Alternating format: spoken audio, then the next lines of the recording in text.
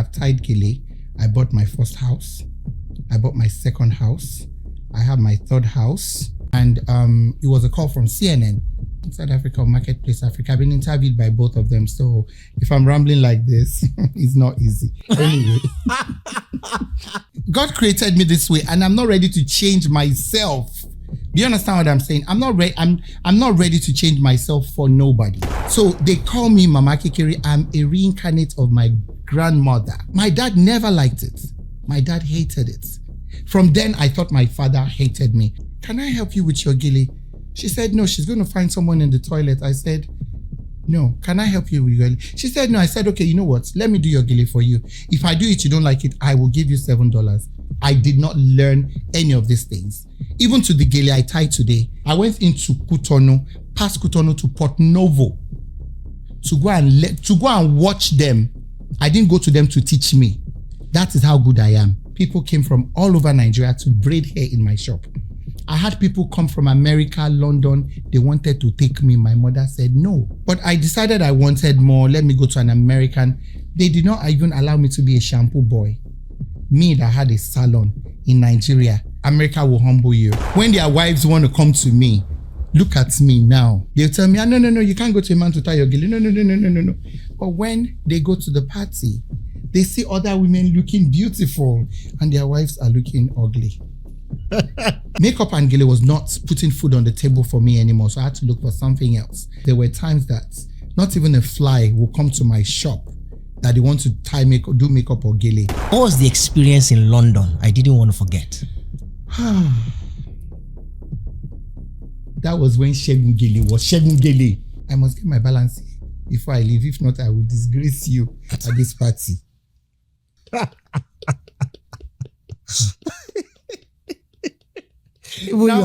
I am so ashamed. When you are covering your face.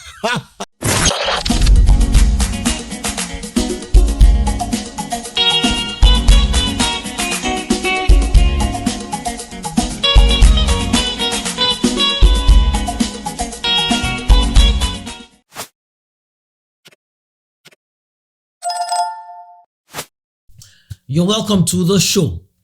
Thank you for tuning in or clicking in, whichever one it is. Would also like to say thank you to our partners on the show. First of all is Lightforth. Lightforth is the app that makes looking for a job or transferring from one job to another just seamless. What you would spend so many hours doing, Lightforth does for you in just minutes. Constructs your resume, constructs your CV, and sends it to as many employers as possible. So let's say thank you, Lightforth. The link is in the description below. When we say description below, some of us don't really understand it. It's that when you look below this video and you look at the title, where it runs out of space, it will usually say more. If you click on the more, then you will see all of the other information. That's assuming you don't see it up front. So thank you, Lightforth. Would also like to say thank you to FinServe Pro. It's tax season in the United States. And as everybody knows, the fear of the IRS is the beginning of wisdom. FinServe Pro is the one-stop solution that just makes filing your taxes seamless at the most competitive price. You will not just believe how seamless, how easy, how fast, effective, and how just how affordable FinServe Pro is. So thank you very much, FinServe Pro. All right, let's get into the show.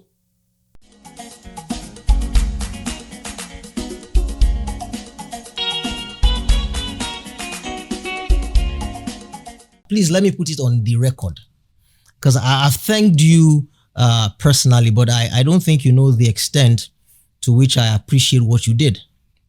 So let it be on the record that when we came to have our kids here, the twins, in 2018, it would have been very, very difficult but for your help. The place we stayed, the car that we drove for the second half of it, you put your credit card down.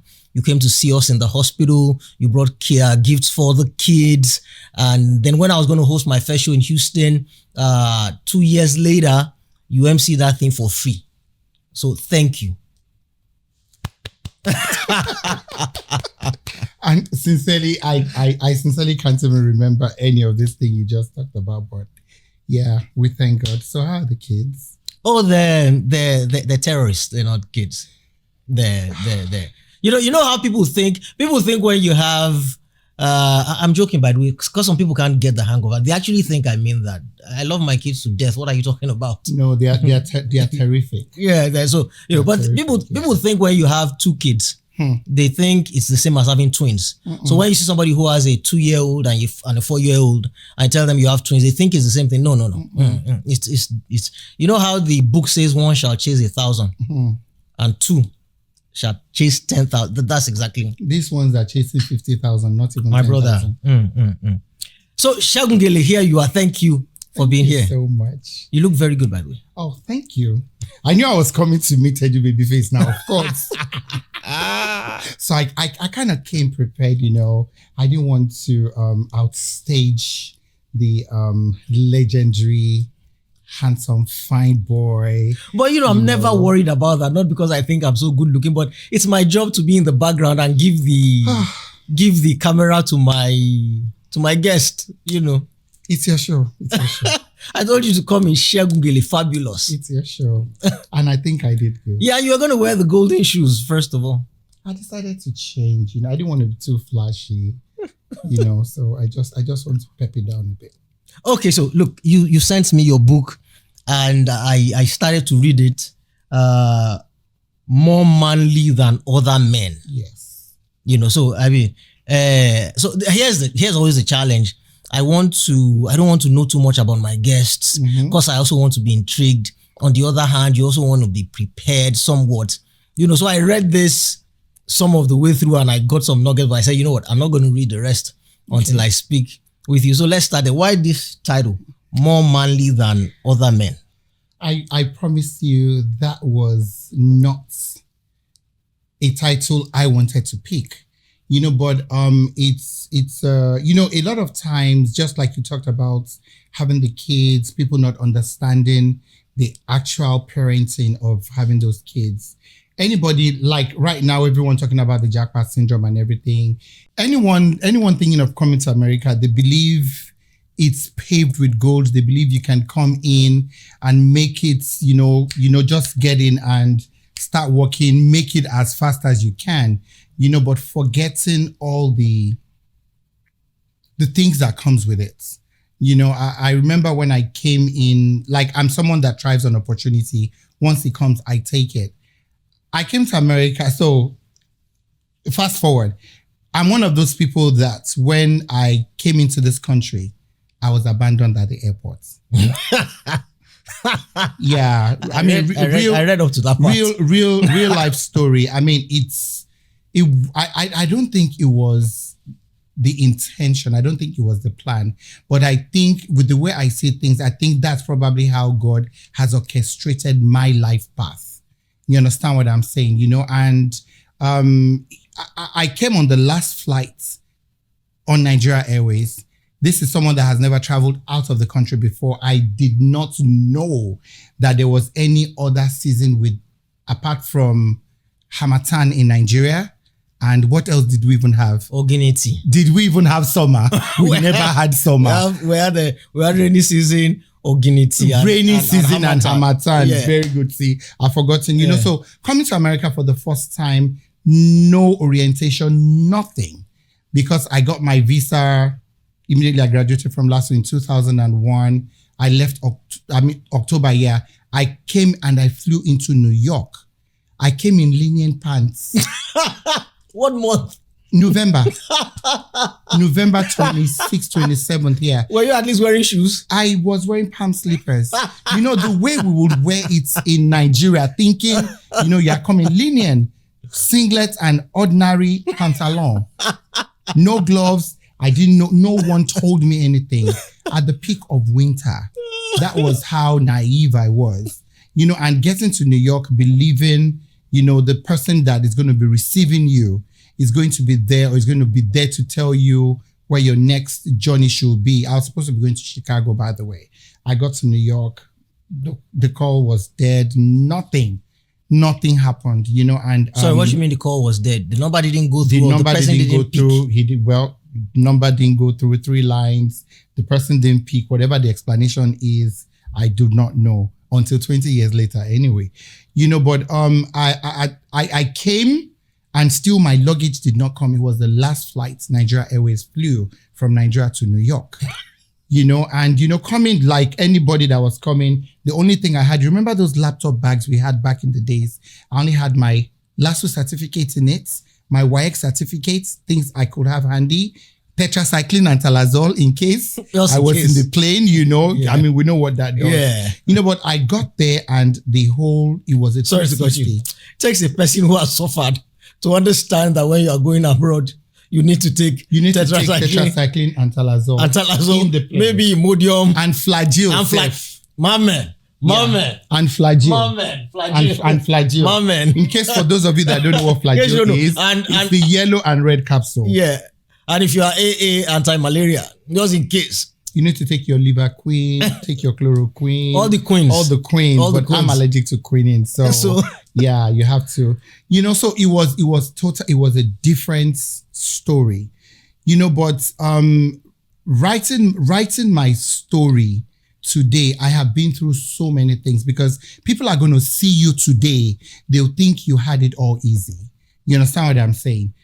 Today people see you, oh, you dress this way, you dress that way. Once upon a time, I never had shoes. And I'm being very sincere.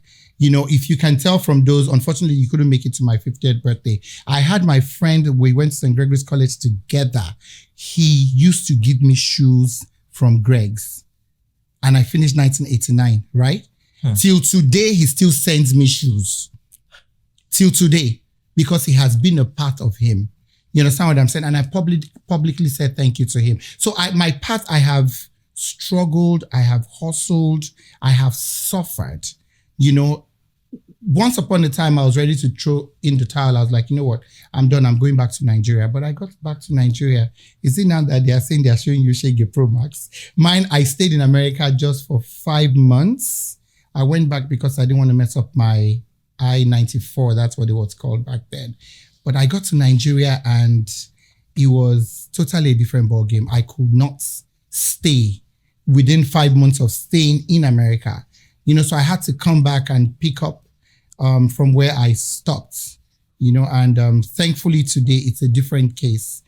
So as we journey on, I know I've said a lot, please get to find out so much more why that name, the name of the book was More Manly Than Other Men, because not everybody.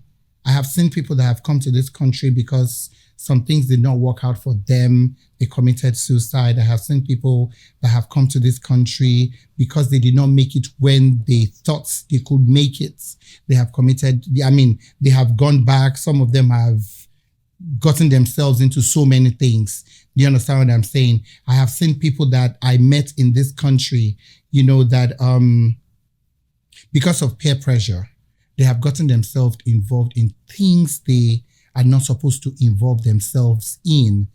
So it takes a thick person. It takes a strong person. It takes someone that is determined to remain focused, to be where I am today. So that's why I have the book title, More Manly Than Other Men. I know people might probably think it's all about my sexuality or whatever, but hey, it's okay. Let's Okay, so let's just make a pit stop at that for a moment. Because look, I must confess, I thought that was it. Because you're a contradiction to me. Your dichotomy is... Well, I thrive in controversy. Yeah, because when I think of people who are assertive, people who don't brook nonsense from anybody, somebody who can stand up to anybody and tell them, because I've been with you talking to white people. The first time you did, I'm like, you don't take, you stand up to anybody, you don't care, you tell them as it is. So you are a man. There's no doubt about that. I know your wife, I know your kids. And yet you are effeminate in your actions, in your, So I could have sworn that was why you titled the book that way. You see, it's totally different. Ayo Lajula once. Can I speak Yoruba, right? Ayo Lajuta once. That's why people now know about so many of these effeminate culture, how people tend to try to read meaning to whatever they want to read meaning to. It's okay. Anybody can. God created me this way, and I'm not ready to change myself. Do you understand what I'm saying? I'm not ready to change myself for nobody. Do you understand what I'm saying? And I'm thankful to God the way He created me, because if not, maybe I would have been one of those people that would have gone the wrong path. I came into this country a bachelor's degree holder. But guess what? It's Modonidiri. That was what sustained me in America. Do you understand what I'm saying? Despite the fact that I had my own salon in Lasso, anybody that went to Lasso, you can ask about Shegun. I was not Shegun Gele back then anyway. Shegun that had a salon in Iba and Lasso. Ask anybody. I had a salon. I did hair and I never learned any of this. I did not learn any of these things. Even to the Gele I tie today. So they call me Mama Kekere. I'm a reincarnate of my grandmother. Do you understand what I'm saying? So if this is how God has chosen to bless me, when I come back again, I want to remain Shegun Gele. Because trust me, at the peak of frustration, when I was leaving this country, when I said I was going, I saw someone at the parking lot come in, beautifully dressed. I didn't know who she was. Odefila, Rainbow, beautiful woman. And she had her gele in her armpit. I was like, can I help you with your gele? She said, no, she's going to find someone in the toilet. I said, no, can I help you with your gele? She said, no. I said, okay, you know what? Let me do your gele for you. If I do it, you don't like it, I will give you $7. She looked at me in 2002. She looked at me, okay, at the parking lot. I did her gele. I didn't know she was the popular person. They call her Yalaji of Atlanta. She had an African place where they sell art pieces, where the CNN office is located in Atlanta. I did her gele, and by the time I was done, everybody started clapping and applauding. Juti Etimi, I was like, what did I just do to myself? I didn't know that was the person. I was to fly back to Nigeria the following day at the peak of my frustration. But guess what? I did not know that woman. She walked into the party and everybody was like, Yalaje Wigili, Yalaje. This is someone that does fill out Corina Mandela party. And she got in, she was like, hello, Wigili, for only Bobo, no one time on charge $5. I made $265 that day. Back in 2001. And you 2002, sorry. And you'd never tied a gele before that day, or you'd been practicing? Well, not that I never tied. I've always done it for my mom. Okay. Because we always went late to church. So every time mommy is in the shower, I'll just be like, you know what, let me just try it on my own head. And when I had my salon back in the days, like Bobby's signature, like Andy's. I don't know if did you ever know Bobby's signature? Oh, come on. That did hair. Okay, well, sorry. You look too young, so I might take you for a Gen Z. Baby face. Thank you. Thank you. So back in the days, this was when Banke Mishida started makeup, when Tara Saget started makeup, and I'm talking about 1996, 97. So then even as hairdressers, Bobby's signature, Andy's, and there was one other guy in Ogba. We did hair. So when I go to do hair for my brides and they are struggling with their gele, I'll be like, let me help you. Those were the ways I tried to learn how to put one and one together. You understand what I'm saying? So with all I had, I got to America, a land of opportunity. I tied gele, and I can't even calculate now how many geles did I tie to make 265 at the peak of my frustration. Mm-hmm. Look, Boshegun helped me here. You can see how anybody might, even those of us who try not to judge, you can see how anybody might draw conclusions. So here you are, naturally, you have effeminate, gesticulations. But then you didn't choose to be an engineer or a boxer or something. You went directly into what women, if you had 10 hairdressers, if you gather them, how many of them would be women? Okay, so part of the, if I have your question again. Yeah, if you gathered, say, 20 hairdressers back in the day, back in those days when you started. If you gathered 20, how many of them would be men? Would be men? No, it was just a few of us. Exactly. So you can see how somebody might jump to a conclusion of that. This guy who is effeminate. So let me even tell you how the hairdressing thing started. So I went to Lasso. My story again, we were the last set of WAEC, 1989. And, WAEC and SSC, it became, I can't even remember what happened then. But last set of WAEC anyway, and I can vividly remember anybody that did WAEC in 89, there were 2 results. The first result, Agbogbo pass, right? They had to withdraw that result. They had to release another result. A lot of people failed. I came out with, we had 3 credits versus 6 or 7 credits. I needed 5 credits to gain admission into school. Anyway, we started doing, we did SSC, we did WAEC, nothing happened. So I had to go and retake again.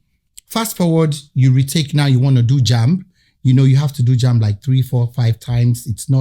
Nothing is happening. And 89, 91, I decided, let me go and do PDS. So I went to LASU for pre-degree. 91,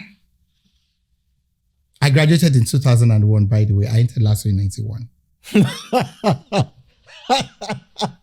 You spent 10 years. Was your course 10 years?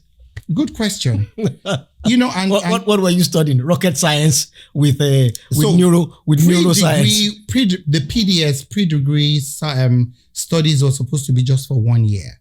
So it's like a preliminary course. Then through that, it's a path through university admission. But LASU was closed from 91 to 93. ASU strike. What? Yeah. I do remember knowing that LASU was on. It was for 5 LASU years. was famous for strikes. But so you're LASU saying 2 was years closed from 91 to 93. So those of us that did PDS in 91, they did not give us admission in 1993 because those that did JAMB in 91, 92, 92, 93 had to be admitted in 1993. 93, we got admitted. Again, there was called strike, called clash. ASU strike again. LASU was shut down from 93 to 1995. So PDS ended up being 5 years. That's a 1 year course. It was supposed to be a 1 year course. And by the way, almost everybody that did JAMB that period of time, they ended up wasting time. Fast forward 95, I entered LASU officially and I passed PDS. To gain admission again was another stress. I had to go and do diploma in law. So I did diploma in law 95 to 1997. Then 97, I did JAMB. I scored 201. And the cutoff mark to study for English was 202. I had 201. Thankfully, so between 91 and 93 and 95, instead of me staying at home, there was an Alaja that had a salon down. I lived in Gowan Estates. I lived in 52, just right there, just right around the corner. She had a salon.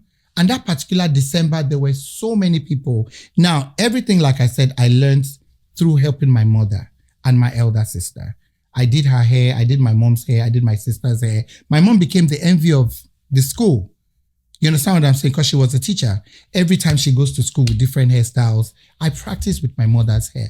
But I saw Alaja, there were, too many people waiting in her salon, and I was like, instead of me just staying at home, Alaja, Shemule, help me.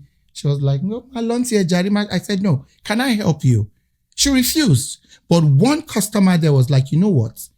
Tobacco, if there are lots of people like this, let him try. And I did the first washing. I washed it very well. I finished washing everybody's hair, and it became looking for someone to roll their hair, to put them under the dryer. The lady said, come and roll my hair.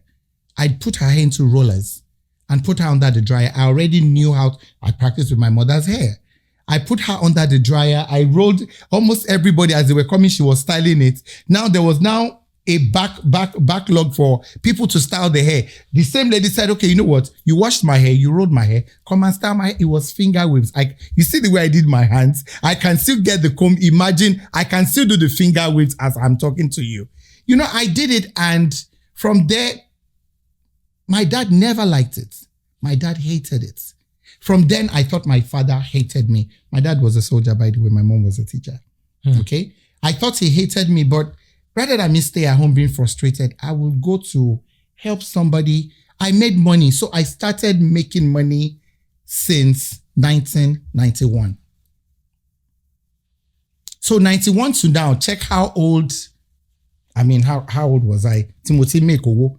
So I've been hustling like, before I was 20. I graduated from St. Gregory's College in 1989 at age 15. So I've started making money since 17. So if I could make money using my hands, what stops me?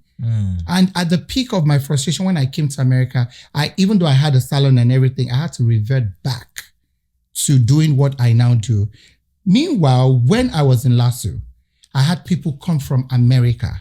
We were the first set of people that started doing million braids in Nigeria. I went to Lasso. I went into Cotonou, past Cotonou to Port Novo, to go and watch them. I didn't go to them to teach me. That is how good I am. I just went to the market. I stood there. I watched them. They were doing the hair. I came back the minute I got there. Before I got to my shop, I was like, ephemeral attachment. I did the first time, the second time, the third time, but the fourth time I got it. That was how we started doing million braids in Lasso. People came from all over Nigeria to braid hair in my shop. I had people come from America, London. They wanted to take me. My mother said, no, you must have your first degree before you leave this country. That was why when I graduated in 2001, November, I got my visa, I left.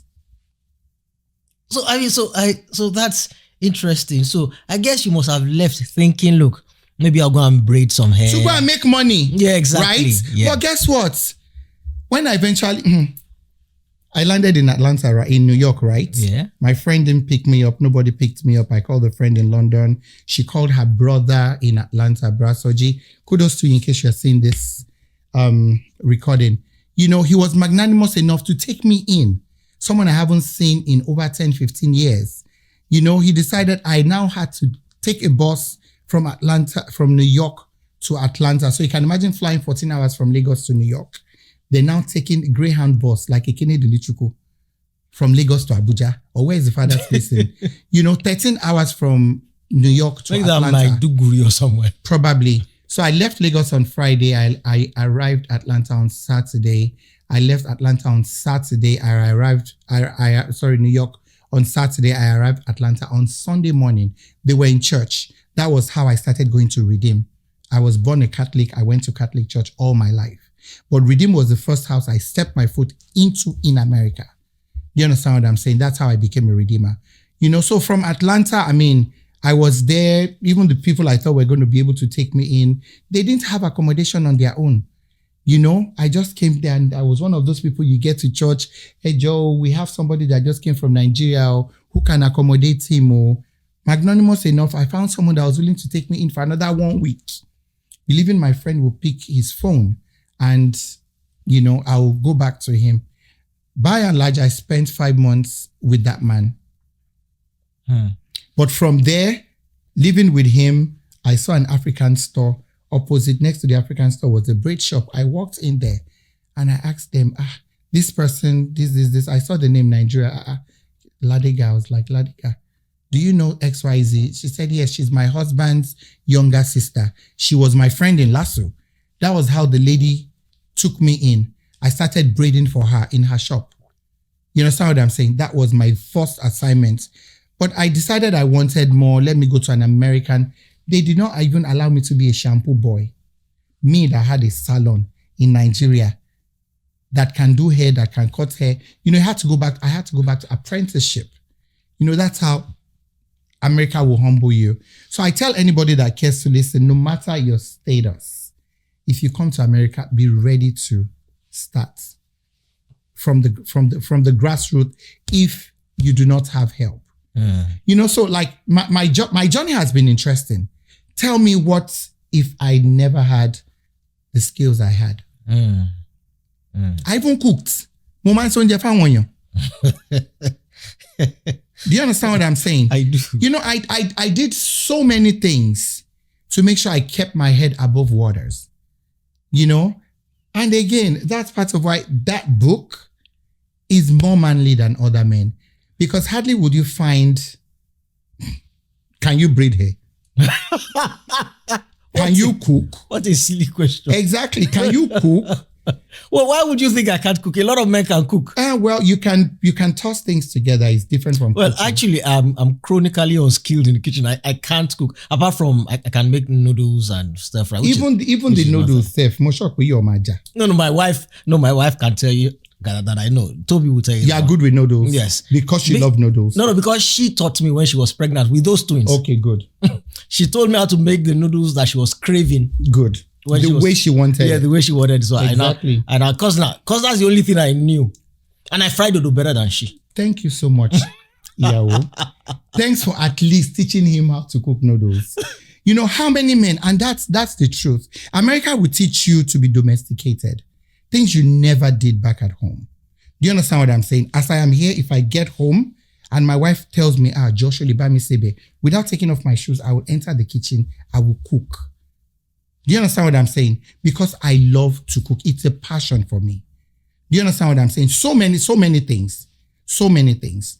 You know, and hardly will you find men. My brother, my immediate younger brother, when he came to America, they stayed with me. It was a problem for me. My brother eats fresh food. It took him time. You know, I'll just be looking at his wife. I'll just be like, kò ì tí rain. Tó bá rain. Oh, my bossy kitchen. Kò lè bọ́ sínú fridge, kò microwave. Get the food from the fridge and put it in the microwave. She has to do it. But now everything has changed. America will teach you to be domesticated. You know, and it's very, very interesting because not a lot of people see things the way we see it. That's why now when I go to Nigeria, I don't want anybody carrying my bag. I don't want that because somebody be my mache from Ramini. Who helps you here? Oh, you're asking me? I'm asking you. Who helps you? What I look, if this were you interviewing me, I could tell you what I could tell you. Okay, so good. Let's look, before we move past this, because I saw that part in your book and I laughed, and I think I laughed when you reiterated it again just now. Let's talk about, I don't want to talk about your friend really and what he did, but I'm just curious.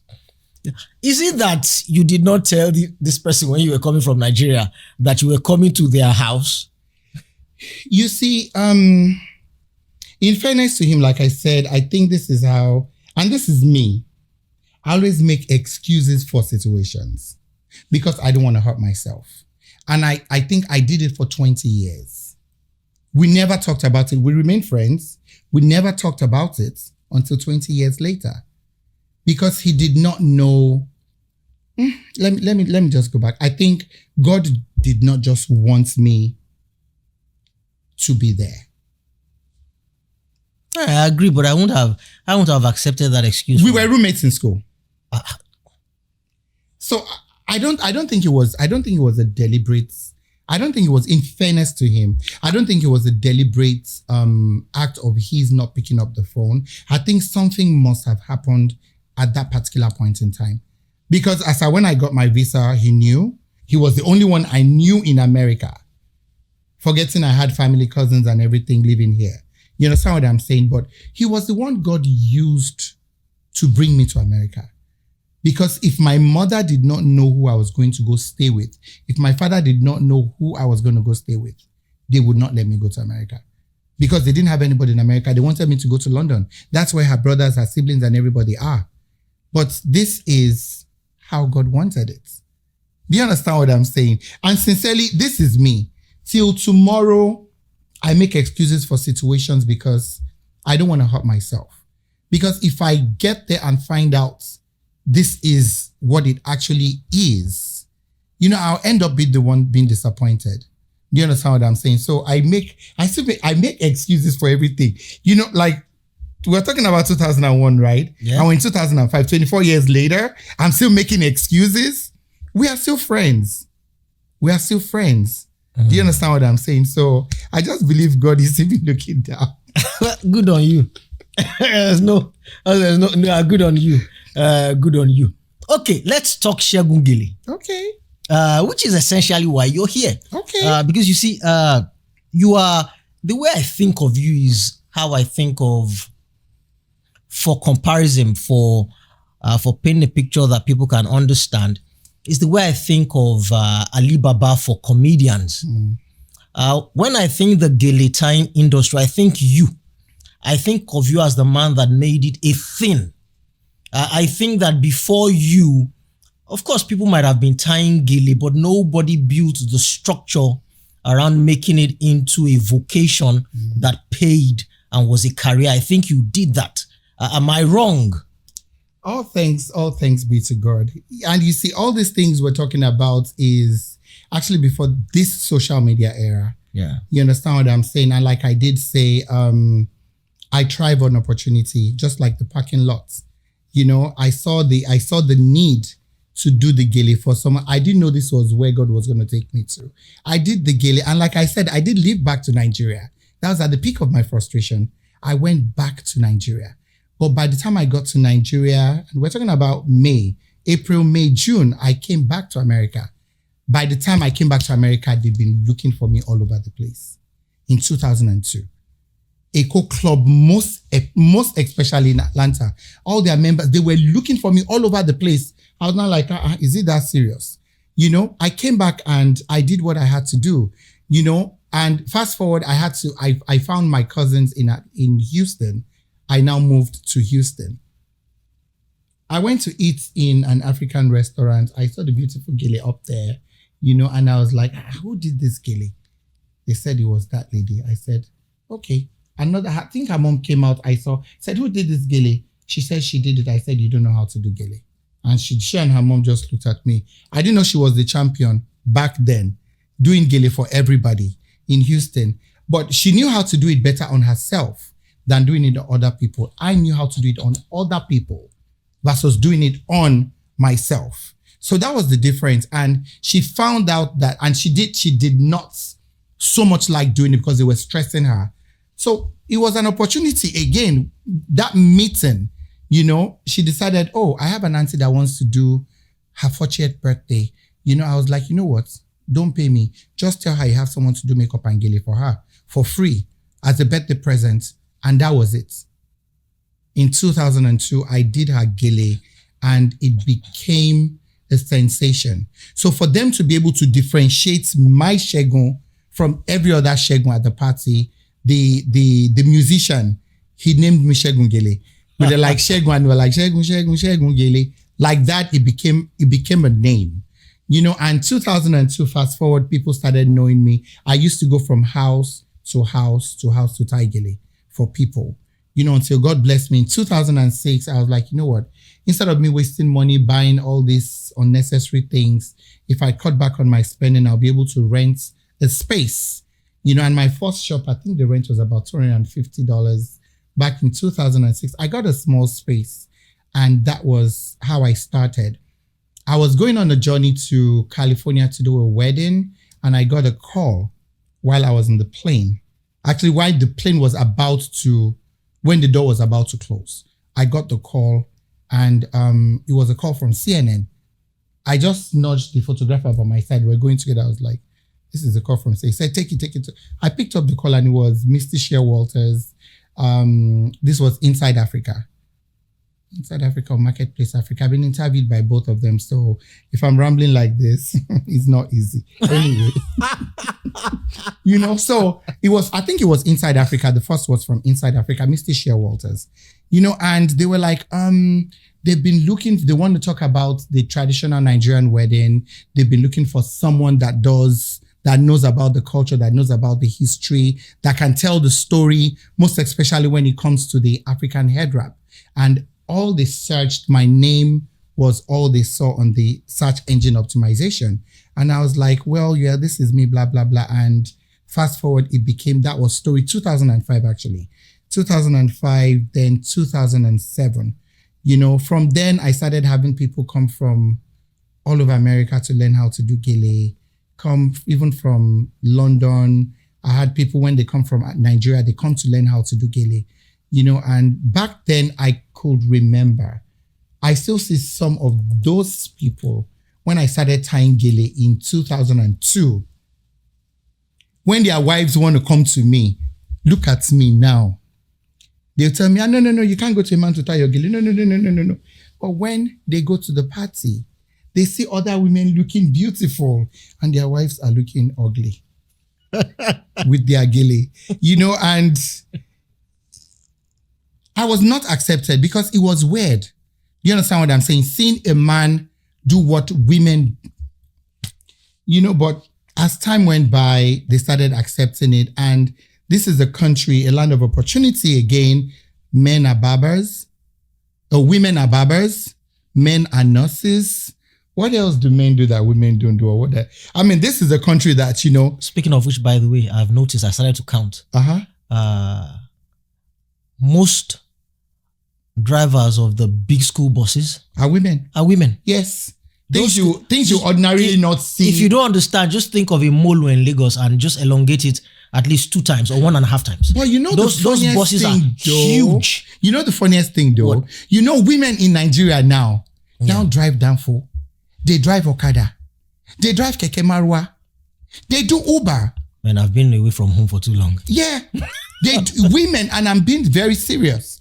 Women, and they do it with so much dignity and pride. Do you understand what I'm saying? You see, that's why the world is evolving and people just have to, move around with it. But one thing I appreciate myself for is, when the Yorubas say, Ma wari woja, ibi to ba nlo ni ko koju si. You should stop saying this, because if you bring up Proverbs, the song will come. I know it best in the words of the immortal King Sunny Ade. Please sing it. Ma wari woja, shikilere afedu mo me and you. Aojolu wa yipa ni tito pento. Okay. I know the proverb, you know the song. Land Cruiser. Okay, just continue. Sincerely, because it's so, people are so judgmental. Do you understand what I'm saying? They are the ones that would think otherwise. They are the ones that would think you should be doing this when they are not the ones in your shoes. So I have been there. I have seen it. I have done it. I have done it all. Do you understand what I'm saying? And I do not regret the path that God has put me through. I have tied Gele. I bought my first house. I bought my second house. I have my third house. Okay? Tying Gele, right? I used to buy my car, cash. Back in Nigeria, cash system new. If you don't have your money, you don't buy. Until they forced me into this credit system. But thank God I buy in credits, but I don't owe credit because the credit is, do you understand what I'm saying?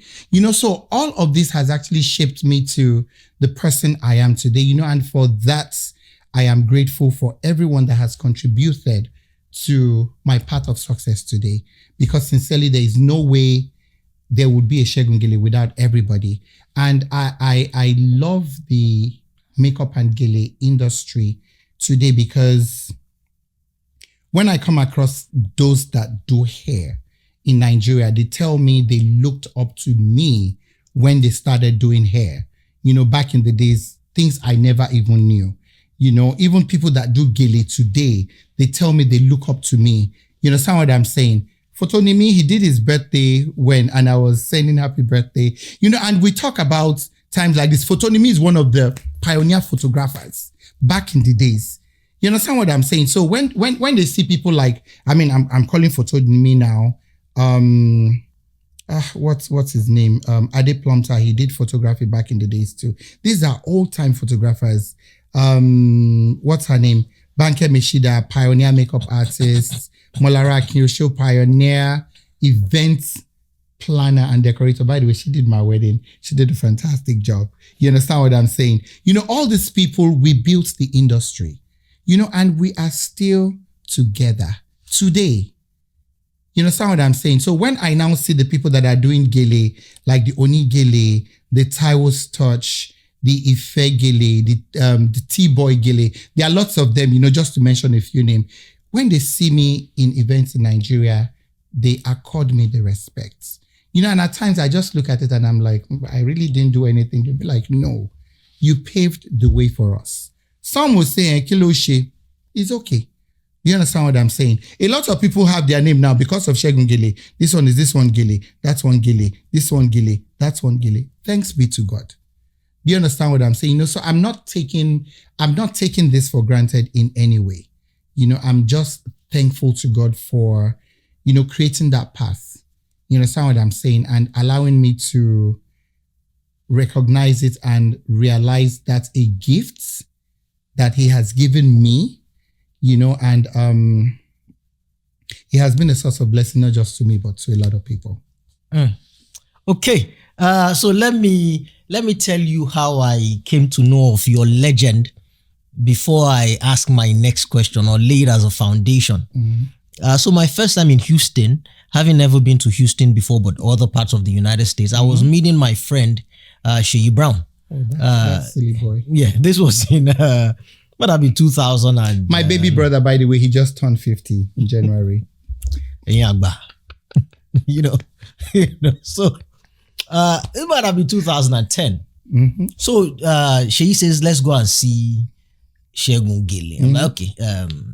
So he starts to regale me with your legend. He says the first time he met you was when he was just in America and he started emceeing. And so they invited him to this wedding. And he got to the wedding and he was looking for one of the organizers, and they said she was tying Gele upstairs. It was a hotel. Apparently the reception was downstairs and the guests and the vendors were lodged in the hotel. And so he went to the room where she was supposedly tying Gele. And he said from the moment he came down from the lift, women were lined up from the lift to the wall, around the corner, all the way to the room with their geles in their hands, obviously waiting to be tied. And then he knocked and entered the room where there was so much activity going on around one guy who was fussing like a prima donna, so just fussing like like a prima donna, like you would expect on a Hollywood set. And somebody was there collecting money, somebody was there taking picture and all of that. And after tying for a while, he said the line never seemed to end. And sometime after just about half an hour after I had been there, I had nowhere else to go. And you were nice to him. Apparently you told him to take a seat and all of that. You just abruptly stopped. And you told them, go and tell them outside, move back by break. I'm taking a break. Move back by break. I'm taking a break for, half an hour. Let them come back by 11. And they said, oh, no. I said, no, please. And you just shut the door and she was like, I mean, that was you at the peak of your majesty. So the question I'm asking is, you have walked away from that now. You have left Gele industry behind. You no longer do that. Why would you walk away from that power, that empire, that authority, that leadership? It's always good to take a bow when the ovation is loudest. It's always good. I have done Gele in America since 2001, actually 2002, and it's 2025, and it got to the stage. So it got to a stage, at times you do some things you think you made mistakes, but at the end of the day, it's a source of blessing. You understand what I'm saying? I remember when I came, I had people, it was, you understand what I'm saying? There is Translate, no please. way the earth is wide enough for every bird to fly without flapping each other's wings, without disturbing each other. That means everyone can do the same thing in as much as we do it in good faith without any bias, animosity or anything between anybody. I mean, there is no way I could clone myself. It got to a stage I will fly from January. By September, I'm tired of flying from one state to another, doing weddings. It was only me, even outside Nigeria. So that was why it got to a stage I was like, you know what? I'm no longer Segun Gele. I'm Segun Gele International. Because I mean, you go to Germany, you go to Canada. I've been to Italy. I've been to France. I've been to, name it. Where there is Nigeria. They were flying you all over just to do makeup and Gele. Yes. They pay for your flight. Yes. They pay for your hotel. And hotel accommodation. And they pay you. Yes. Just to come and tie their Gele and makeup for just one event. I actually had an experience in London. We'll talk about that one later anyway. So anyway, so I became Segun Gele International. I would fly on Thursday or Wednesday. I'll come back on Sunday. I'll fly again the following week. I'll come back. Every month, I would fly at least 3 or 4 times from January to December. By September, I am tired. I don't want to go again. You understand what I'm saying? Because I was tired. I made money. I will not lie to you. I made money because back in the days, there was not so many people. I'm the hairdresser. I'm the makeup artist. I'm the person that does the gele. I'm still the same person that helped them coordinate and put their outfits together to look for who's going to help them make it. And all of this, I did it just charging one fee. The makeup and the hair makeup and gele artist Timoje. But I did everything just out of passion. Do you understand what I'm saying? So I haven't done that for years. I decided to start training people and everything. They come, they learn, they train. But it got to a stage, it got to an extent, there were so many people, most especially when visa became so easy. People flew in from Nigeria into every part of the world. And makeup and gele is one, most especially gele, is one thing you don't need a license, a certificate to do gele. Any part of the world, they don't have any licensing board, don't they? You understand what I'm saying? So that was the easiest thing anybody could come in and do. You understand what I'm saying? So haven't seen people, success stories like mine, when people come, they come prepared. They know how to do makeup, they know how to do gele, or they can get on YouTube to learn how to do makeup and gele. Fast forward, COVID came, and before COVID, even before then, so I transitioned from being a makeup artist into IT. I started working as an Epic consultant. So for Epic, we go into hospitals to help them activate their EMR solution. So when they want to migrate from one electronic medical record to another, let's say from Senna to Epic or MedTech to Epic, or vice versa, we go there to help them, coach them, teach them how to use the software and everything. It got to that stage, makeup and gele was not paying my bills. By then, I was already married. I already have kids. Too many people coming. So makeup and gele was not putting food on the table for me anymore. So I had to look for something else because before it used to be only me. Now there are so many people. There were times that not even a fly will come to my shop that they want to do makeup or gele, because people can easily go to people's house to do the service for them. They don't need to get a space. So I was doing Epic I did it for I think about 2-3 years, and I just started telling God, you know what? I don't want to do this by the time I'm 50. And I'm talking about, when did I stop? When was COVID? COVID was in 2019, 2020. Before then, I've been telling God that by the time I turn 50, I don't want to do makeup and gele anymore, because there were so many things, so many insults, so many egmi, that came with it. But like I said, Emma Wariwoja. I had to put food on the table and everything, so So was the insults that came from underpricing you, saying we had options? It was just so much, but the particular one that helped me make up my mind was in 2020. My rent was going to expire February, before COVID started, and I've been praying this prayer to God. So anyway, from Epic, I started working as a Scrum Master. So I studied, I learned Scrum, and I started working as a Scrum Master. I went from doing Scrum, working from home and doing, just work generally. And COVID came. I think I lost my job at Chevron in December. So I was home all through January. I was contemplating, should I close my makeup studio or should I just continue? I've lost my job. I have to put food on the table. But as God would have it, that day, these ladies called me and they were like, 4 of them. They said, oh, Mr. Shegwe, I feel makeup. I was like, it's 125. Mind you, when I started in 2002, 2003, 2004, actually 2006, when I had my makeup studio, it was $250.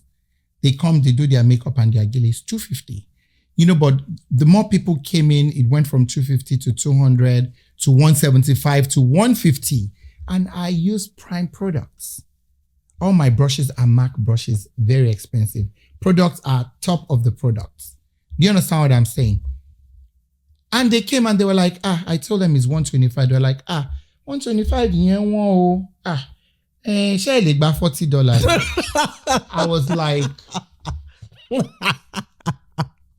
mi ò gbọ́ nǹkan tẹ́ sọ. Àwa mẹ́rin ni o, tó bá ṣe $40. Ẹ mọ̀ pé ó jẹ́ 160. Kíní kan. I was like, well, unfortunately, I can't do it at that price. It's 125, or I can find you somebody else that can do it for you at that price. And they insisted they wanted me. I said, well, if you want me, you will pay my price. And that was the day I made up my mind. I said, you know what? I'm not doing makeup and Gele anymore. Unfortunately, my rent was coming to an end. I decided to just move all my things to my house, and I was working from home, until God, still in that same 2020, I got a job. I started working as a Scrum Master at Shell, where I worked for 4 years and 7 months until I got fired again. Well, not getting fired, I was laid off, because of the whole reorg and everything. This was just November last year, November 2024, and anyway, fortunately, I just got a new job anyway. So I decided to leave when I left, but I am still in the industry as a stylist, now doing what I passionately know how to do. And the advantage of doing that is I know how to do hair, I know how to do makeup, and I know what my client wants to look like. So now it's more of a collaborative thing. I work with a hairstylist, I work with the makeup artist, I work with the wedding planner, I work with the person doing the ashoke, the person doing the wedding dress, to collaboratively put the look together. I've even started learning how to sketch wedding dresses. Oh, I'm not going to show you. To sketch wedding dresses. You understand what I'm saying? So I have transitioned from being the regular Segun Gele doing makeup, doing Gele for people, into styling. You understand what I'm saying? And I proudly tell people, when they call me, they don't understand, but I proudly tell them I am retired, but I am not tired. But if they need people, I always refer them to other people that does Gele, and that's pretty much what it is. Wow. Look, I have several lead-off questions from there, but before we forget about it, I wrote it down right here. What was the experience in London? I didn't want to forget.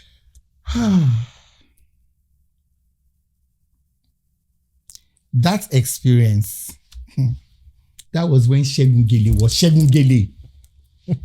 Anybody that did not know me, when they tell you, oh, he's very rude, he's very this, he doesn't respect anybody, this, that. Yes.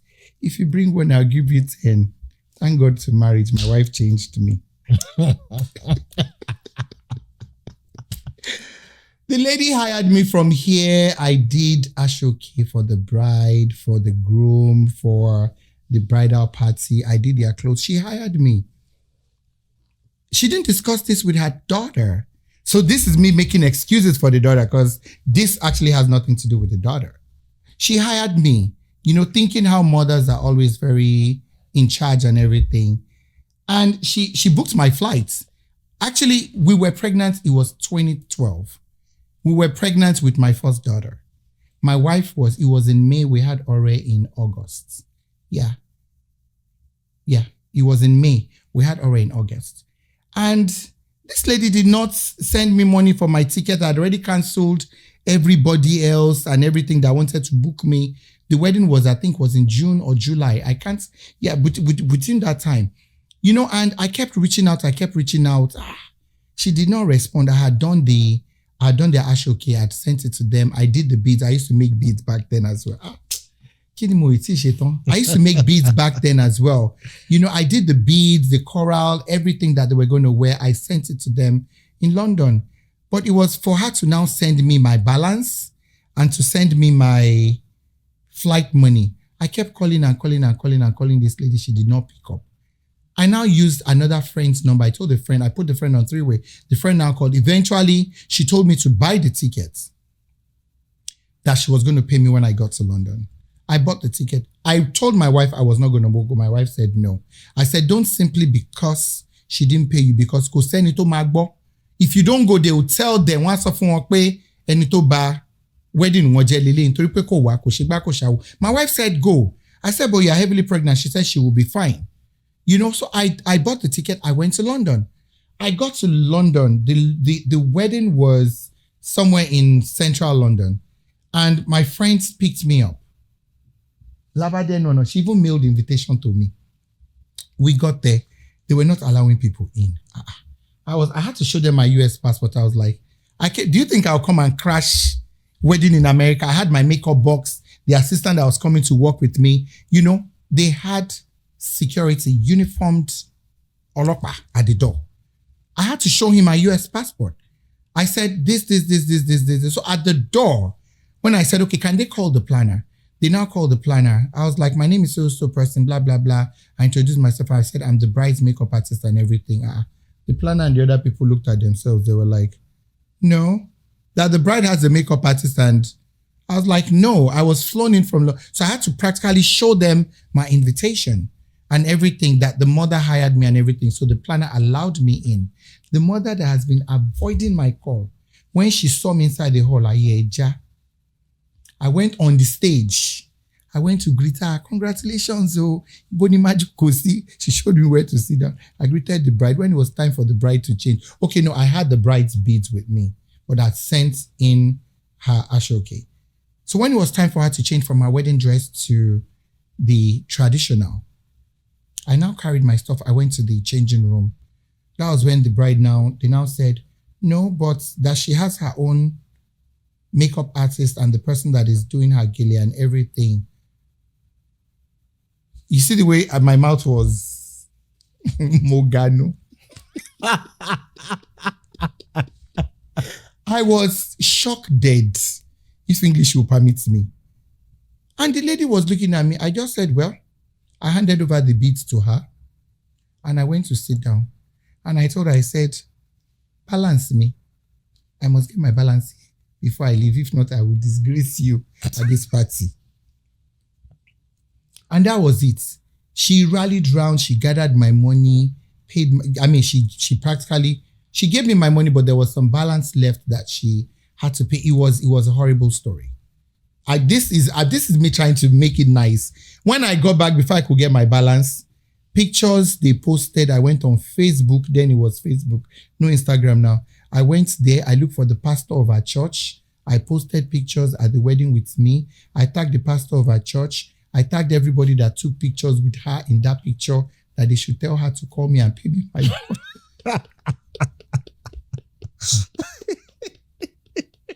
You are covering now I am so ashamed. You are covering your face. This is when Segun Gele was Segun Gele, not now Timothy Ro. Wa jẹ mí lówó ní sanwó. Okay, that was the London experience. Thank you. Mi ò lámojú kúrò. I'm that kind of a person. And I think... How would you say that in English when we have to translate it? Because that's going to be difficult. How do you say that in English? Mi ò lámojú kúrò in a good way is I'm a fixer. Okay. When I see there is a need somewhere and I can step in to fix it, I fix it. Even when you don't ask. Like if I see you and your bow tie is not... I see your bow tie is the only thing that needs an adjustment, I'll politely tell you. I said, can I help you fix your bow tie? That's the kind of person I am. You understand what I'm saying? I'm not going to say because it's looking so good, let his bow tie mess him up. No, I'm not that kind of a person. I will fix your bow tie. Before coming here, I was waiting at a friend's restaurant, and I saw the girl. She was just pacing back and forth. She had the heels, these long straps. I have to strap. And she wasn't walking comfortably. I saw her the first time, the second time, the third time. I had to go. I said, can I help you fix something? She was like, so she came. I left what I was doing and I bent down and I showed her how to lace her shoes that will give her better grip. And I did the first one and she was like, oh, wow, this is so good. It makes me feel better. I said, walk, let me see. Does it feel better? I said, you like it? Can I do the other one? She said, yes, I did the other one for her and she was very, very happy. That's the kind of person I am. I have seen so many times at weddings, at events, there are lots of gaps. You understand what I'm saying? And even when you're working with these brides, and these are things I have realized all through the years. You understand what I'm saying? There are lots of gaps. These people think they know. Like I was talking to a bride yesterday. We're going to do. I'm doing her ashoke, and I told her what the price is. The fact that Nigerians even charging US dollars, they are shocked. They're like, I said yes, because when they buy their materials, they buy them in dollars. They buy them in foreign exchange. You understand what I'm saying? That's the only way they can quantify how much their profit is going to be. Convert it to naira, whatever the case is none of their business. You understand what I'm saying? If this is the rate, this is my price in dollars, pay me in naira, it doesn't matter. So I was telling her, and she was like, but they just feel because it's ashoke, it's not supposed to be expensive. I said, no, they are ashoke and they're ashoke. I did a wedding for a bride, so I'm not going to mention the country, outside in Africa. We flew from America to Africa for the wedding. I was going to do the ashoke, and the bride's dad insisted, no, I live in Nigeria. I know so many people that can do the ashoke, blah, blah, blah, blah, blah, blah, blah. I decided to hands off. Them type men, eh? And the end of the day, when the bride wore the ashoke nye be. Do you understand what I'm saying? As in, tabasokwe ilu be. The ashoke, it tore. I had to use the shoulder one, to cover. More like it burst. It burst, exactly. That's the English. English burst. Do you understand what I'm saying? And it's not that it was tight. It was not tight. It was the quality of the ashoke. Do you understand what I'm saying? And that's why I preach quality over quantity, because at the end of the day, I told the bride, I said, look here, I'm not going to put my name on it. If you insist this is what you want, I will do it for you, but I'm not going to put my name on it. And if you say this is Segun Gele, I will put a disclaimer, because I know what I cannot wear, I'm not going to make it for a client. I'm sorry. Because if I came to your show looking this, and I'm coming to your event. Do you understand what I'm saying? Yeah. So those are part of the things that have shaped me, that has helped me to get to where I am today. A lot of times people think it's more easier to do things their way, which they are right at times. But on the other hand, being a stylist has helped me bring out the vision in a lot of brides, a lot of people. Questions they cannot ask. I know what questions to ask. I know what your plans are. I know when we come together to look at what your vision is. When we curate it together. I know what to tell the designer. No, this is not what we agreed upon. This is what we agreed upon. This is the market price. This is what I think is going to be a fair price for us to pay. And at the end of the day, everybody is happy, and it does not end there. On the day of the event, I am always there to make sure I give her the best. Not just her. Anywhere there's a gap, any event planner I've worked with, they can tell. At times, some of them are intimidated working with me, because they say I always outshine them. They make it look as if I'm the one that is the wedding planner. I am just being me. And that is me. So it's...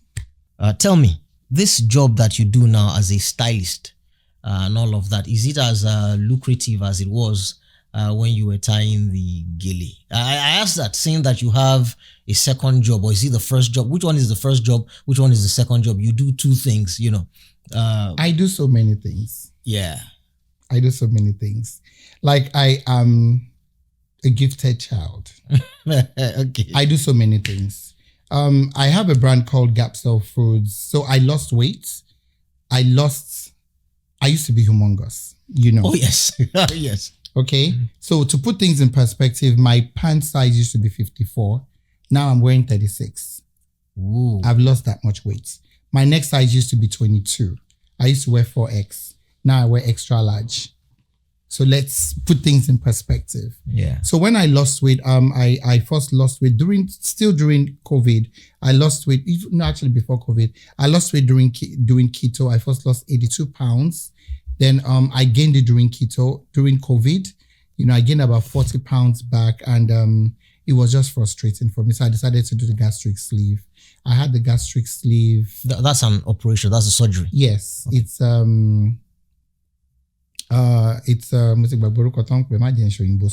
anyway, I had a gastric sleeve and it's been 3 years, but still back and forth. But when I lost weight initially doing keto, a lot of people were asking, being a Nigerian, how do you manage with your Naija food? The inyo, the eba, the amala. You understand what I'm saying? And one thing I did was I found out a way to make my own food. So I make my eba from cabbage, regular cabbage that we used to make salad. I make my eggplants, my amala from eggplants. I make my, I have almond swallow. So I did those things, which helped me, and I decided to monetize it. So I have a brand called Gapsel Foods where I sell the almond flour, almond fufu, cabbage. They're all low carbohydrates. And one thing with weight loss is low carb.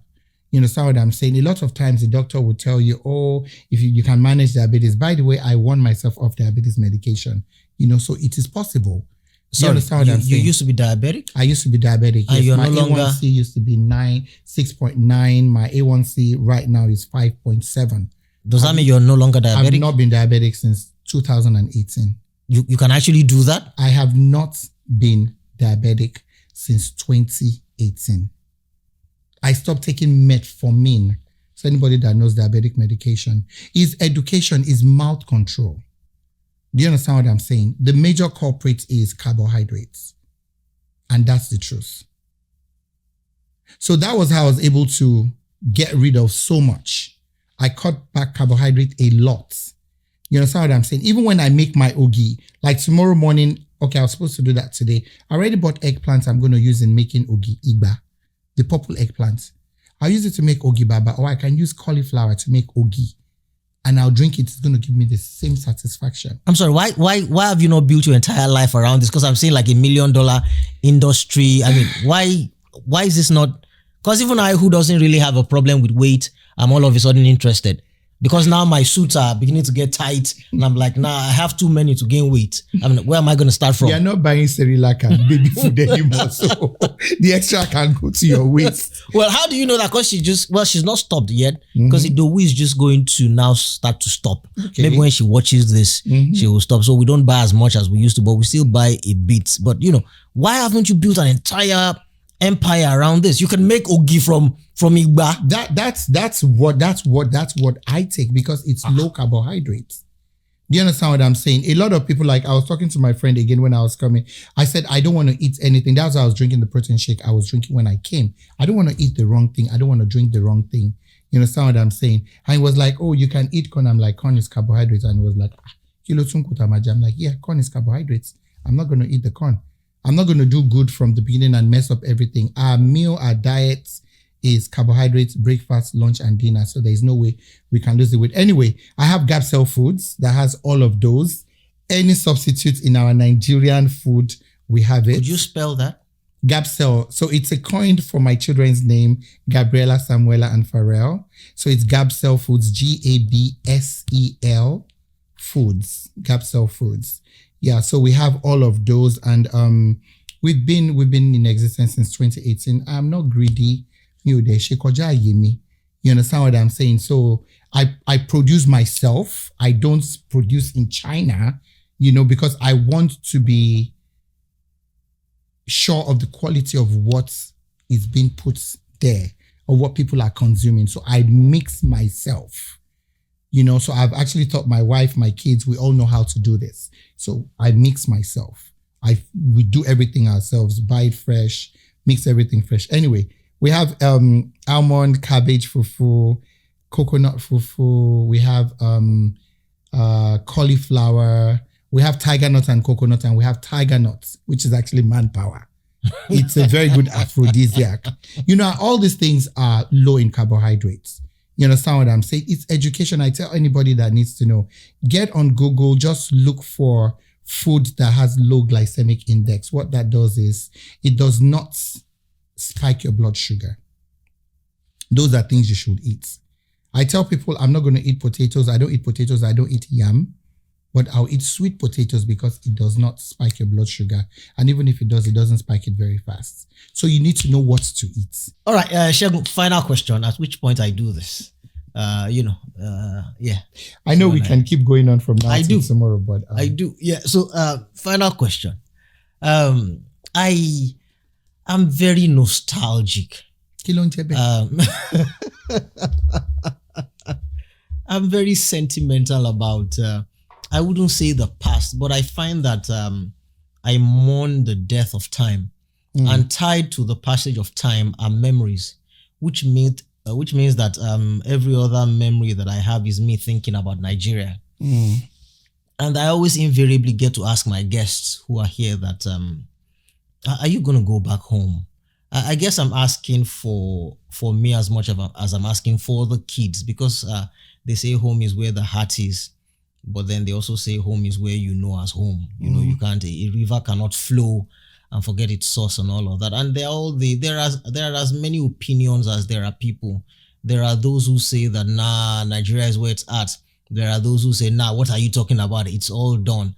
I mean, for one who grew up in struggle and who came to America and struggled as well, and who's made it here, and you're one of the few people who actually made a brand name in America that was greater than their name in Nigeria, because now you have a name in Nigeria too. You're Segun Gele. Right? There's a Segun Gele in Nigeria. Another one? Yes, there's a Segun Gele. He's a phenomenal guy. He does a fantastic job. I don't understand. He's before you or after you? After me. He's a young chap. He just started growing. His name is Segun. And he chose Segun Gele. He does Gele. He does a fantastic Does he know? job. Did he know there was another Segun Gele before? Well, he knows. You see, and it's a disservice he has done to himself, but as I'm an Egbon, you understand what I'm saying? I'm an Egbon in the industry, and there is no way. I've told him several times, but I have actually helped him to understand how he can better leverage the name. The only disadvantage is every job he does in Nigeria, if they tag Segun Gele, they tag me. So when they look for him, they find me. Do you understand what I'm saying? But I have told him, so I think for his brand, for those of you that are looking for him, is Segun Gele _Lagos. That's his brand. He's fantastic. He's phenomenal. You've just made my point for me. You're so established as this thing that a young guy who's going into the business chose your name. So as to my question, are you going to return to Nigeria? Because you're not just one of these people who ran away. You have roots in, you are rooted in Nigeria. Are you going back? So good thing is I go to Nigeria almost every year. I just got back. I know. Are you going back finally? Not IJGB. I'm not one of those. What is IJGB? I just got back. I know. I thought I was just visiting. Is it? I just got back. Yeah, I mean, I go to Nigeria a lot. Okay. Almost every year I go to Nigeria. Almost every year, because I do not want to lose the touch. I don't want to lose it. It's beautiful back in Nigeria. I just hope and pray if we are getting all the good things we're getting in America, there is nothing wrong in going back home. That's a big if. No, it's conditional. Yeah. If. Do you understand what I'm saying? Now, I know of people that have relocated back to Nigeria. I was still talking to someone today. She said she just got back from a 4-month trip because she's planning to relocate back to Nigeria. She's young. She's not married, so she's planning to relocate. There are opportunities in Nigeria. If things are better, do you understand what I'm saying? I can relocate back to Nigeria. I have a friend in Nigeria. She has a very good job. Fantastic job. She has a driver, good car. She actually just bought her own house and everything. And she wants to come to America. And I'm like, are you drunk? Are you drunk? Kilo fewashe. Do you understand what I'm saying? And I keep discouraging her every time because I am painting the reality. All these things you have a house girl, you have a driver, you have a maid for the children, you have this, you have that. There is no luxury of that in America. You will do everything yourself. Remember, Mutisotele, when I go to Nigeria, I don't want people carrying my bag. Don't carry my luggage. Because when I come here, I carry my stuff myself. Nobody does it for me. Do you understand what I'm saying? If things are okay, I can relocate back to Nigeria. Actually, I was looking at some houses. My brother, he's a snake. He's a snake. He just sent, one of those real estate, one of those houses they are building in Lekki, Aja and everything. And he just sent that beautiful, and I was looking at it, 350 million, 400 million, and I was converting it to US dollars. And these houses were looking so beautiful. And I was beginning to tempt myself. I was like, maybe I should just even try and see if I can buy one. You understand what I'm saying? I used to be of the school of thought that, you know what, I'm not going to buy, I'm not going to build, blah, blah, blah, and everything because of how the houses depreciate, most especially when you are not there. You understand what I'm saying? Anybody that built a house in Nigeria 10 years ago, you cannot go back and live in that house. Do you understand what I'm saying? We just did renovation in my mother's house. Just minor renovation. We spent almost 10 million, if not over 10 million naira renovating. Do you understand what I'm saying? So with the way things are, I can't relocate back, but I will keep going back. I can't relocate back because of the things, good road, electricity. Have you been in traffic in Lagos? You've not been in Nigeria. I mean, I visit very shortly. People don't even know when I mistakenly went to, when did Davido get married? Last year? Yes, definitely not this year. I was in Nigeria that weekend and the traffic was crazy. There was traffic all over Lagos, the whole of Lagos. I'm not joking. The whole of Lagos. I laugh because I remember that. And people were stuck. I was stuck in traffic for over 4 hours. I was complaining when I heard people that were stuck in traffic for 12 hours. What? Do you understand what in fact, Wamilele went to Nigeria. It was the same weekend. What did they say? Yeah, I think it was the same weekend Sharon Oja did her wedding. He missed, I think he missed either of the two. He missed because of traffic. Do you understand what I'm saying? It was that bad. If we can, because the kids can't explain. We're flying from Houston to Miami. When we went to Disney, was it last year or 2 years ago? And it was just how many hours flights in the plane. And the children were like, are we there yet? Are we not there yet? Are we there yet? In the plane, no furufu. Like, we're driving. Don't know anything. We're driving from Houston to San Antonio, which is 2 hours. We're going to take them to Kalahari Resort. Are we there yet? Are we not there yet? They fight in the car. Talk less of in Nigeria traffic. No. No, I would love to if there's basic amenities, lights, electricity, security, if those three can be taken care of, yes, I can move back to test the waters before I bring my, yes. Conditional moving. No, it is. It is. It's just like I tell people when they want to relocate, when they want to relocate to America, I said the family cannot relocate at once. It's either the husband comes in first or the wife comes in first. But when the husband and the wife comes in with the kids and you don't know what's going to happen, it's a recipe for disaster. I know how many people I've accommodated in this same America. How many people that have passed through my house. Do you understand what I'm saying? You know, so thank God for little mercies like that. If not, I mean, it's not easy. Shagun, we have done an hour and past a half. We have? Yes, we have. It's like we just started. You would think, right? We could keep going, but this was, I think this was long overdue. And you're a worthy guest. I've been wondering, I've been wondering, I'm like, hey, is it because I am not a celebrity? But you are. I have been wondering, what's in wonder? What's in mean? I've been meaning you. Oh, you know, boy. But by and large, let me actually ask you, what has actually been keeping you going on? Oh yeah, while I'm in America, yeah? No. Doing this. What has been driving you? What has been keeping you? What has been the motivation? Because I'm sure there must have been times you would have thrown in the towel. You'd be like, you know what? I'm not doing this anymore. Is it passion? Okay, because the bow tie is off now, I will answer you while the camera will be off. But then when I put on the camera, I will answer them. Okay. I mean, I'm just kidding. I might as well tell you.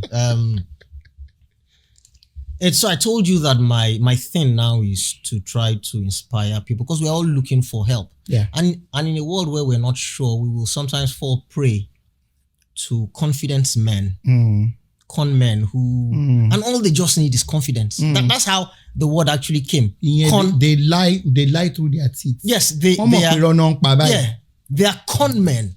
It's the confidence, and a lot of people fall prey to that. You see it all over our country, and I don't want to cast aspersions or start discussions, but under the guise of this and that and all of that. So for me, I had to go through this past 5 years where it seemed as if it seemed my career, I was dead at some point. I was dead in the water.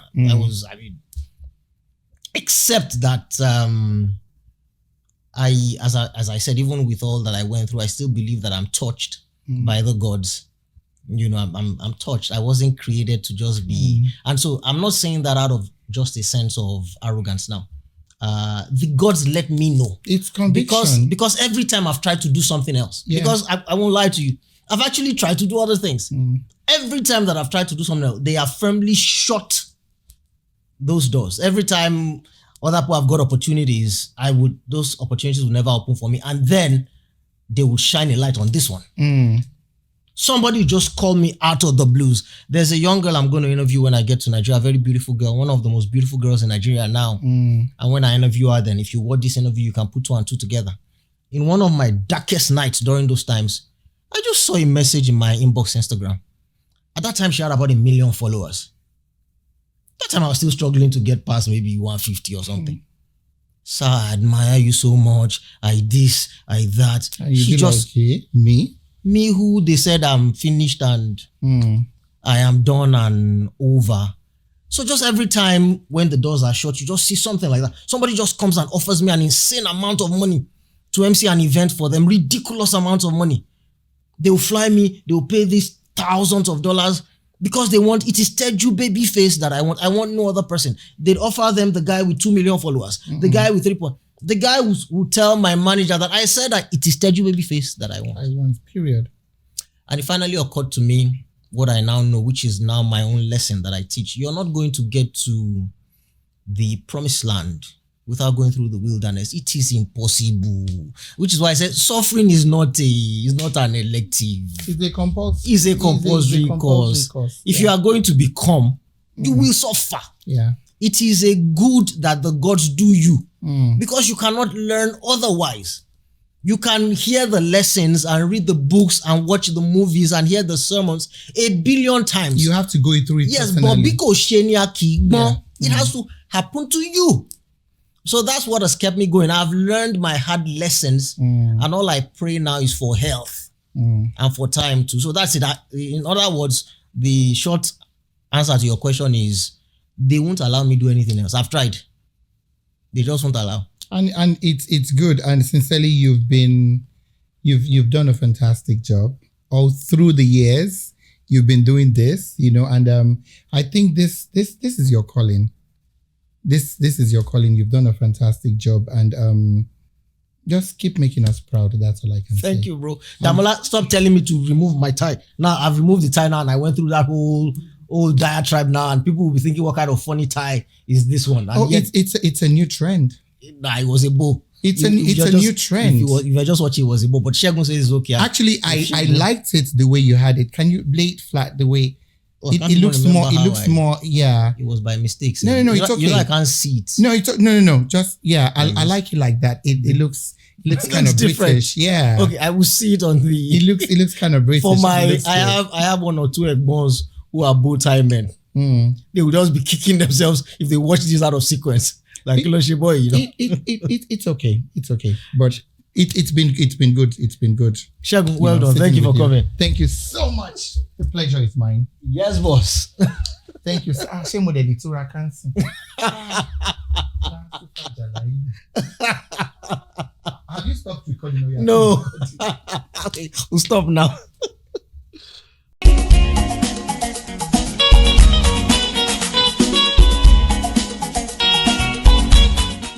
Okay, it's time for the last word tonight, or this afternoon, or this morning, or whenever you're watching this. Just thank you for watching. The immortal King Sunny Ade sang, Àtòrí láyé jẹ́, bó bá lọ síwájú, á tún lọ sẹ́yìn ni. From the record Jafumi, which just means literally that life is like a cane. You know, it's the African cane that flips back and forward, goes back and forward. For a more accurate description of that, it's that life is a pendulum that goes back and forth. It swings like a pendulum. And as it relates to us human beings, it means that sometimes life is in your favor and other times it seems you are falling out of favor. Sometimes things work your way. You are in the limelight. You are in favor. You are, as the Yoruba musicians will say, Ìwọ lọmọ tí wọ́n ń sọ lọ́wọ́lọ́wọ́. Everything is about you. It's popping. Everything you put your hands to, it turns to gold. And then other times, it just seems to go backward. And your things are not just working out. Have you ever seen a football match where they just can't seem to score that day? They hit the woodwork, they hit the frame, they hit the bar, the keeper catches all the ball, he saves all the balls, they are not giving the penalties, their goals are unfairly ruled off, they are offside, it just doesn't go their way. And then the commentators will say, that just sums up their day. Yeah, sometimes the pendulum of life seems to swing back and nothing is in your favor. That's normal. You didn't need me to tell you that. What you perhaps needed to hear is that when that is going on, when you are in the back part of life, when the pendulum seems to have swung back in your career or your life or your social standing or even your marriage, stop trying to chase it. Stop trying to push it forward by yourself. I know this because I see it every day. We call it remaining relevant. We will do anything to remain relevant. So even when what we're doing or what we used to do, when it is not working, instead of us to just chill and just stop and go away and be silent to recalibrate, we will keep forcing the issue, always trying to be in people's faces, always trying to remain relevant. And social media does not help. The algorithm penalizes you every day that you're not posting. So it seems that to take time off in the world in which we live now is to your detriment, but it is a lie. Think about it. Go research history. Do your own research. There is no achievement without an ablution of the soul. You must take time off. The Bible will keep telling you about how Jesus will go to the mountain in the early hours to pray. Christians somehow think that means prayer. Oh God, that's actually not what it means. It means time away for the soul. Now, in that time, will you commune with your maker and the universe? Of course. But you need to take time away, especially when things don't seem to be working out. I see entertainers and people in my industry all the time just keep chasing the limelight. You don't understand that sometimes in life, what you chase more goes away from you. It's like your shadow. The more you chase it, the further it stays away from you. When it seems that things are not working, give it some beans. Give it more pressure. But when it looks or when it appears to you that the more pressure you put, the more things seem to leave you, just stop. Stop everything and stay where you are. Remember, life is a pendulum. If it swings you to the back, eventually, by itself, it will bring you back to the fore again. I once said in one of our last words many months ago that even if you did nothing, I said that, and some people had a problem with that, but a lot of people identified with it. I said, even if you did nothing, even if right now you're suffering and you're going through trials, even if you did nothing, if somehow you just manage to keep yourself alive, eventually life will swing in your favor. Even if you did nothing, it's the way life is. It's not always night. Eventually it will be morning. The only challenge is, so what do you do to keep yourself alive while you're waiting for life to swing in your favor again? It's why the great philosopher said, whatever your hands find to do it well. So while you're waiting, be engaged upon your craft. Stop chasing the limelight of favor. Àtòrí láyé jẹ́, bó bá lọ síwájú, á tún lọ sẹ́yìn ni. So if you're behind right now, don't worry. Life will bring you back by itself automatically as long as you're focused on your work. And if you're in front, hey, bó pẹ́ bóyá, It's going to happen. All right, I'd like to thank Dr. Damola Oshideko and all our friends who help us. If you're also somebody who's joined, thank you. If you're giving us a little token every month, thank you. If you've also subscribed, thank you, but we need you to join as well. All right, I'll see you on the next one.